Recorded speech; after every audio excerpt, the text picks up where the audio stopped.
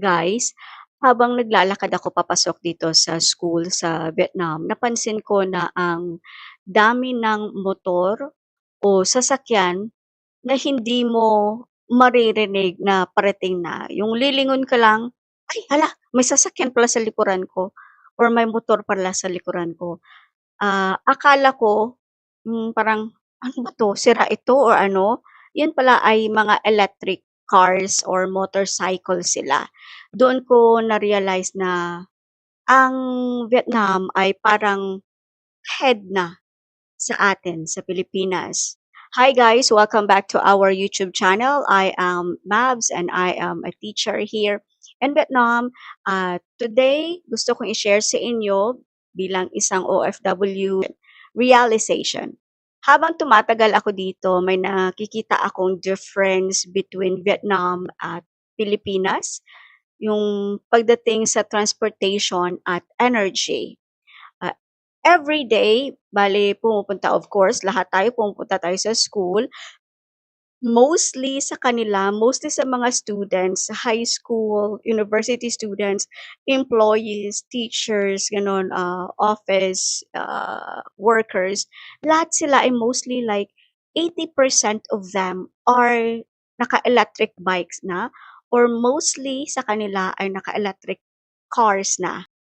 Pati yung mga delivery riders natin, yung mga, tawag dito, yung sa Grab, yun mostly sa kanila naka-electric na rin. Hindi hindi siya social dito guys, normal na normal siya dito. Yung electric car sa Pilipinas is parang social na, dito normal sa Vietnam na merong mga electric cars. Unang culture shock ko dito, yung nagulat ako, yung kung gaano katahimik yung daan. Dito sa Taingo 'yan, okey, hindi sa Hanoi. Marami doong sasakyan talaga, Yun. polluted. Dami talaga doong mga sasakyan sa ano, sa Hanoi. Dito sa Taingo 'yan, ang tahimik ng daan, hindi tulad sa Pilipinas na, maingay, mausok. Tapos dito, less ang ingay sa daan, less ang usok. It's because of the electric, transportation na ginagamit nila. Napaisip tuloy ako, sa Pilipinas matagal na may idea about electric vehicles. Actually pinush yan, sa government natin. Meron niyang, parang, discussion in the Senate. Nakalimutan ko lang kung anong taon yun. Parang it was like year 2020 or 20 something, yung gano'n, na pinag-uusapan, pinush talaga sa government natin, sa Senate na mag e-bike tayo, mag-electric tayo, magpatayo ng solar panel, gano'n. Kasi 'di ba ang Pilipinas, ah, mas maganda yung solar doon or solar panels dun sa Pilipinas or mga e-bike doon sa Pilipinas or yung mga, solar panel cars sa Pilipinas. Kasi nga napakainit ng Pilipinas. Pero parang ngayon pa lang tayo nagsisimula at ngayon natin na-realize dahil sa krisis na nangyayari sa gas at sa Iran, parang pinapakita talaga yung, halaga ng solar sa atin dito sa Pilipinas, I mean diyan sa Pilipinas. Ngayon, real talk sa mga OFW na nag-iipon para bumili ng sasakyan. Alam ko pangarap natin lahat yung pag-uwi natin meron na tayong sasakyan sa Pilipinas. Pero ang tanong ko lang, kailangan ba talaga ng gasolina? Nung nakaraang buwan na-let go namin yung sasakyan namin sa Pilipinas, it was like, a big realization recently to us na, ay tamang-tama lang na na-let go natin yung sasakyan sa Pilipinas dahil sa nangyayari ngayon sa gas. Ngayon pag-uusapan natin bakit mas practical ang electric or e-bike. Una, tipid sa gastos, yun ang pinakaimportante, walang gasolina, so less ang gastos araw-araw. Kung OFW ka na, mag-ipon ka dahil malaking bagay iyon. Pangalawa, mababa ang maintenance, walang oil charge, oil change. 'Di ba every 5,000 na ano, kailangan natin magpa-oil change 'yan, ang magkano yang, babayaran natin mostly. So, ito less yung parts na nasisira. kaya less din ang sakit sa ulo. And then next is perfect ito 'pag short distance lang, 'pag, city driving lang naman ikaw, kung pang-work, panghatid sa mga anak or pang-grocery, e-bike or small e-car, sobrang sapat na talaga, makakatipid ka na. Number 4, future ready ka na. Habang tumataas ang presyo ng gasolina, mas nagiging praktikal ang electric. At imbes na, nauubos yung ipon natin sa gas, pwede mo madagdagan ito or pwede mong, puwede mo pang madagdag yung savings mo sa pamilya mo habang ikaw ay, nagtitipid, naggagamit ng e-bike, gano'n.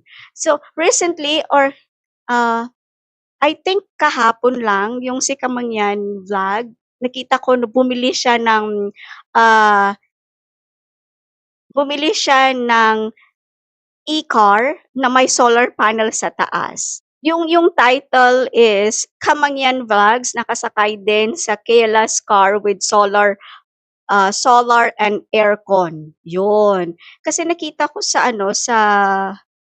yung isa sa mga sikat na mga dealer ng e-bike, yung Kila's Bike Shop doon sa Marikina Bodega, gano'n. Yun, so pinakamura at pinaka-maaasahan na bikes or e-bikes, bodega, ready to sell or wholesale or retail. Hindi resell. Hindi ako hindi ako promoter nito, hindi ako hindi ko sila kilala. Pero nakita ko lang kasi sabi ni Kamangyan at saka sabi ng may-ari nito, nagpa-panic buying na daw sa Pilipinas ng mga e-bike. Yun. So, hindi ko lubos maisip kung ano yung nararamdaman niyo diyan sa Pilipinas about, e-bikes or, ang worries niyo about sa gasolina. Kasi nga, ah, sa totoo naman talaga, napakamahalan ng gasolina ngayon. So, dito sa Vietnam, napapansin ko din na madami na rin silang nagso-solar panels at saka yun, mga sasakyan nila is marami na din talaga yung, marami na rin talaga yung, e-bike at saka hindi pa ako nakakita ng sasakyan na may solar, yun. Electric cars lang lahat. Pero, let's have the reality check sa Pilipinas. Pero siyempre hindi gano'n kadali sa Pilipinas mahal ang EV, yung car yung e-car, mahal. Kulang tayo sa, charging stations, hindi kagaya dito sa Vietnam. Marami akong nakikita na charging stations dito sa mga sasakyan at saka hindi talaga stable yung kuryente pa sa Pilipinas, alright. Kaya gets ko din yung iba bakit naghe-hesitate pa rin na bumili ng, e-bike. Kaya siguro yung iba bumibili na ngayon ng e-car na may solar panel kasi nga hindi gano'n ka-stable yung electricity natin sa Pilipinas. So bilang OFW dito sa Vietnam kung, yung future ang gusto nating isipin sa Pilipinas, okay, naranasan ko dito ngayon, pero hindi ko naranasan sa Pilipinas yung e-bike meron na kaming e-bike noon, pero binenta namin dahil nga sa desisyon namin na mag-abroad, gano'n. So sana hindi ko pala binenta yung e-bike ko.